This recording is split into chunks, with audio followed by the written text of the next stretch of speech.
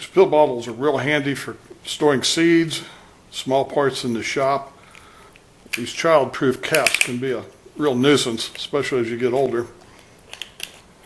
I was showing this to a friend of mine who thought that other people might be interested in this. You go around the edge and you cut this outside cap without cutting the inner cap. Cut it in a few places, and you'll go down here and cut that a little bit deeper, being careful not to injure yourself.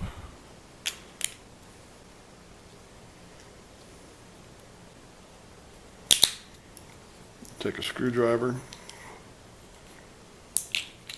lift that inner cap out, throw that away. Now you have a cap that will screw on and screw off with ease.